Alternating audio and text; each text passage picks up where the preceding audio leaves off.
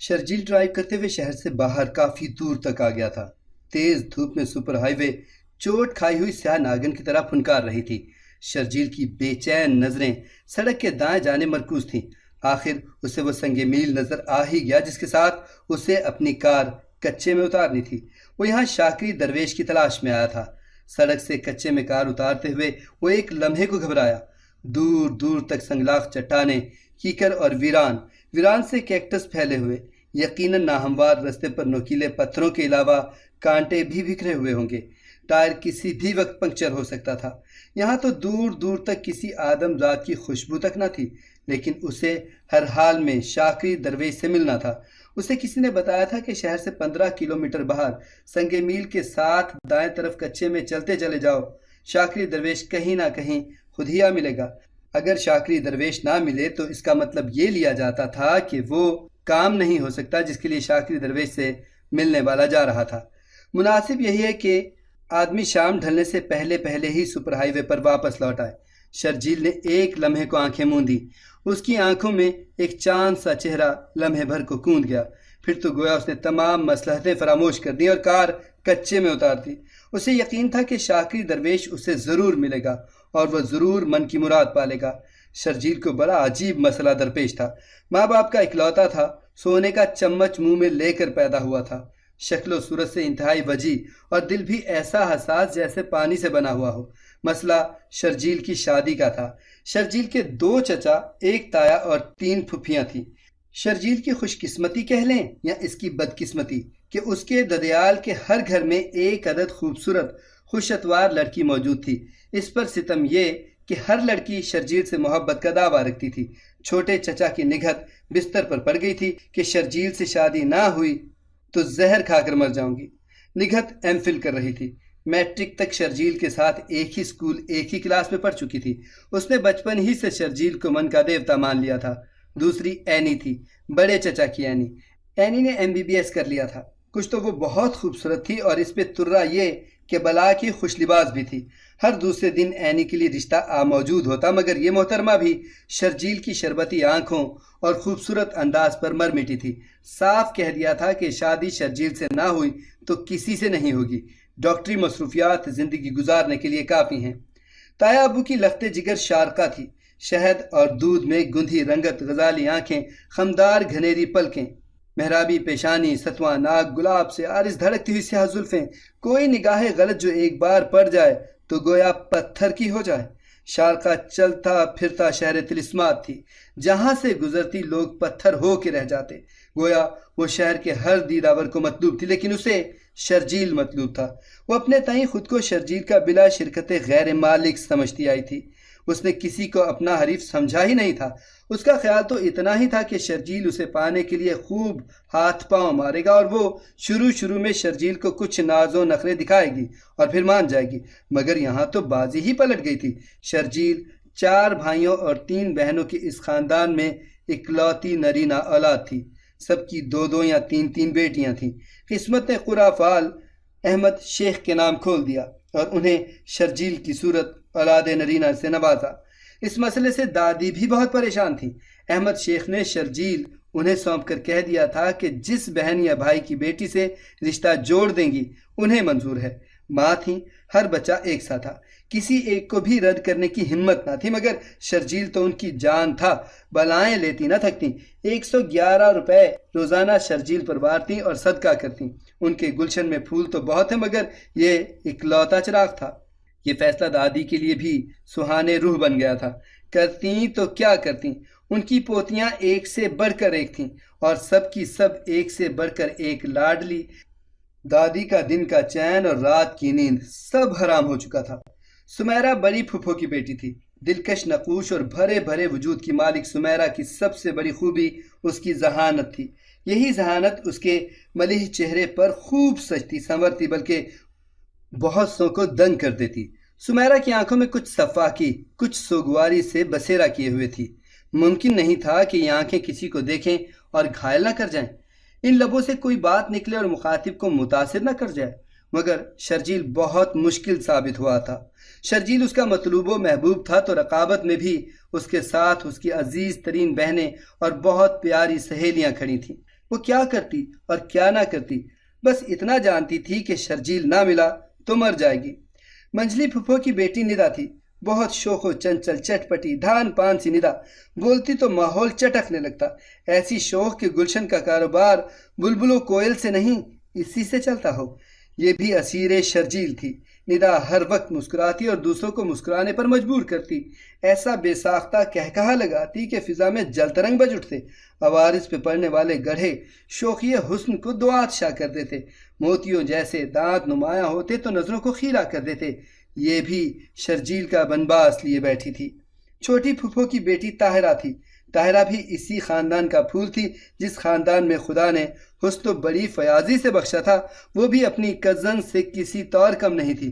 طاہرہ بہت نرم دل کی مالک تھی، بات بے بات آنکھیں بھر آتی تھیں، دنیا جہان کا دکھ ننھی سی جان میں سمائے پھرتی، مختلف سماجی اداروں میں بطور رضاکار دوڑتی پھرتی، پاکٹ منی میں جو کچھ ملتا انہی کاموں میں نظر کر دیتی۔ وہ کسی کو دکھ نہیں دے سکتی تھی، مگر بات شرجیل کی تھی، شرجیل جسے وہ بچپن سے اپنے خوابوں میں سجائے ہوئے بسائے ہوئے تھی۔ اس شرجیل کو چھیننے اس کی عزیز ترین بہنیں آ گئی تھیں۔ وہ تو ہمیشہ سے دوسروں کے لیے اپنا سب کچھ چھوڑتی آئی تھی، مگر شرجیل تھا ہی ایسا کہ اس سے چھوڑا نہیں جا رہا تھا۔ شرجیل اس ساری صورتحال سے بہت پریشان تھا۔ اس کی اپنی کزن سے بہت اچھی دوست تھی، بلا کی انڈرسٹینڈنگ تھی۔ ان کے گھروں کا ماحول تہذیب کا پروردہ تھا، یہاں لڑکیوں کو اظہار رائے کی مکمل اور بھرپور آزادی تھی۔ شرجیل آج تک اس بات سے بے خبر رہا تھا کہ وہ اپنی کزنز کا محبوب ہے۔ یہ انکشاف تو اس وقت ہوا جب اس کے رشتے کی بات چلی تھی، ہر گھر اسے اپنی دامادی میں لینا چاہتا تھا۔ اس ماحول میں پرلطف بات یہ تھی کہ سب ایک دوسرے کے حریف بھی تھے، مگر ایک دوسرے کو ٹوٹ کر چاہنے والے بھی تھے۔ وہ شرجیل کو اپنا حق سمجھ کر دوسرے کے لیے چھوڑنے پر تیار نہیں تھے تو ایک دوسرے کے مقابل آنے پر از حد پریشان بھی تھے۔ دادی نے آخر حل نکالا اور شرجیل پر سارا بوجھ ڈال دیا۔ شرجیل چپکے سے اپنی من پسند لڑکی کا نام لے دے، وہی شرجیل سے بیاہ دی جائے گی، لیکن دادی نے یہ انتباہ کرنا بھی ضروری سمجھا تھا کہ شادی بہرحال ان 6 لڑکیوں ہی میں سے کسی ایک سے کرنی ہوگی، ان سے باہر کا تو تصور بھی ناممکن ہے۔ شرجیل اس مسئلے کے حل کے لیے شاکری درویش کے پاس آیا تھا۔ نوکیلے پتھروں پر اس کی کار سنبھل سنبھل کر آگے بڑھ رہی تھی، چاروں طرف ہو کا عالم تھا۔ وہ سڑک سے کوئی 10 کلومیٹر کچے میں آ چکا تھا۔ شاکری درویش تو کیا، اسے اب تک چڑیا کا بچہ بھی نہیں ملا تھا۔ آخر وہی ہوا جس کا ڈر شرجیل کو ہولائے دے رہا تھا۔ کوئی کانٹا ٹائر میں گھس گیا اور کار ٹھس کی آواز کے ساتھ دائیں جانب بیٹھتی چلی گئی۔ وہ احتیاطاً 2 فاضل ٹائر ساتھ لیتا آیا تھا۔ سخت گرمی میں ایئر کنڈیشنڈ کار سے نکلنا عذاب ہی تھا، مگر نکلنا مجبوری تھا۔ آخر اس نے ٹائر تبدیل کر ہی لیا۔ پسینے میں شرابور ہانپتا ہوا شرجیل کہیں سے ناز و نام کا پلا ہوا نہیں لگ رہا تھا۔ اس نے گاڑی کا دروازہ کھولا ہی تھا کہ کوئی ہاتھ مضبوطی سے اس کی پشت پر جم گیا۔ شرجیل کی ہڈیوں کا گودا تک سنسنا گیا۔ جا بچہ، تیرا کام ہو گیا، 313 کو پکڑ لے۔ 313 یہی تیری زندگی ہے، ساری کائنات 313 میں چھپی ہے۔ جا بچہ، نکل جا، 313 کو پکڑ لے۔ یہ تو شاکری درویشی ہو سکتا ہے۔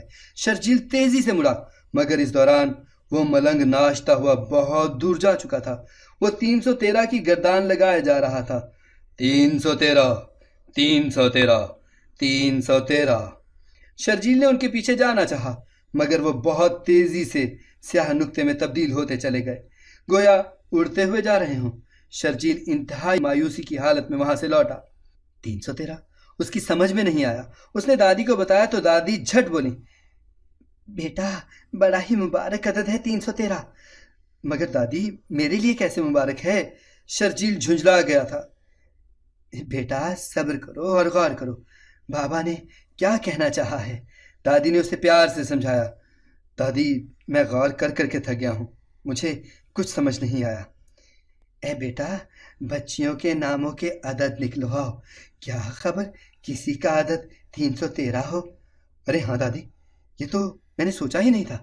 بس بیٹا ذرا سا جواز مجھے دے دو، میں کسی ایک کو لے آؤں اور دوسرے بچوں کو بہلا سکوں۔ دادی ماں، میرا ایک دوست ماہر نجوم ہے، اس سے پوچھتا ہوں وہ کیا کہتا ہے۔ وہ چہرے پر مسرت لیے وہاں سے چلا گیا۔ نہیں دادی ماں، کسی کے نام کا عدد 313 نہیں ہے۔ میں نے سب سے کہہ دیا ہے، جو شاکی درویش فیصلہ کریں گے وہ سب کو قبول کرنا ہوگا۔ دادی کوئی ناراض نہ ہو جائے۔ ارے میرے چاند، سب مان گئے ہیں، بچیاں بھی مان گئی ہیں۔ جو فیصلہ آئے گا اسے تقدیر کا لکھا سمجھ کر مان لیں گی۔ کوئی بھی آپس کی ناراضگی نہیں چاہتا۔ اس دوران شرجیل کا موبائل فون بج اٹھا۔ اینی کا فون تھا۔ شرجیل اس سے بات کر کے ہٹا ہی تھا کہ شارقہ کی کال آ گئی۔ پھر تو پے در پہ ساری کزنز کی کالز آنی شروع ہو گئیں۔ سبھی اسے پانے کے لیے بے قرار تھیں۔ شرجیل ہوں ہاں ہی کرتا رہا۔ سمیرہ نے فون بند کیا تو شرجیل موبائل آف کرنے لگا۔ دفعتاً طاہرہ کی کال آ گئی۔ کیسی ہو طاہرہ؟ ٹھیک ہوں۔ اور سناؤ؟ شرجیل، میں نے تم سے کچھ کہنا ہے، سب کچھ کہنا ہے۔ تو کہہ دو سب کچھ۔ شرجیل، تمہیں پانے کی آرزو بچپن سے میں نے پالی ہے، مگر مجھے محسوس ہوا کہ میں خود غرض ہو رہی ہوں۔ اپنی خوشی کے لیے تمہیں، دادی کو، ماما پاپا کو، سارے خاندان کو پریشان کر رہی ہوں۔ Sharjeel, it is very bad. کیا کہنا چاہ رہی ہو؟ شرجیل، میں اپنی بہنوں کے حق میں تمہارے مطالبے سے دستبردار ہو رہی ہوں۔ میں نے سب کچھ کہہ دیا ہے شرجیل۔ شرجیل نے کیا ہی تھا کہ دوسری جانب طاہرہ کی زوردار ہچکیاں ابھریں اور فون بند ہو گیا۔ شرجیل کا دل تو گویا مٹھی میں آ گیا۔ سینے میں شدید درد سا اٹھا ہوا محسوس ہوا۔ شرجیل کا دل چاہا کہ موبائل کو دیوار پہ کھینچ مارے۔ طاہرہ ان سب سے مختلف ہے، وہ سوچ رہا تھا۔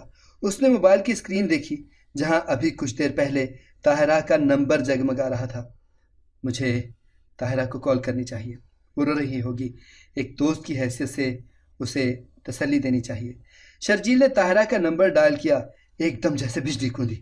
شاکری درویش کا جملہ 313 کو پکڑ لے گونج گیا۔ ارے یہ 313 تو طاہرہ ہی ہے۔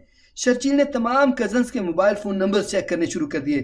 کسی کا کوڈ نمبر 313 نہیں تھا سوائے طاہرہ کے۔ طاہرہ کا کوڈ نمبر 313 ہی تھا۔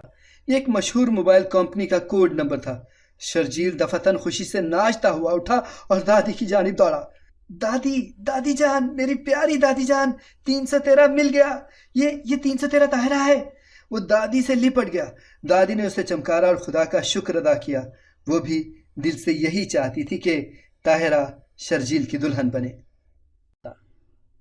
اگر آپ کو ہماری کہانی پسند آئی ہے تو اسے لائک کریں، شیئر کریں اور ہمارے چینل کو سبسکرائب کریں۔ اگلی کہانی تک کے لیے اجازت دیجیے۔ اللہ حافظ۔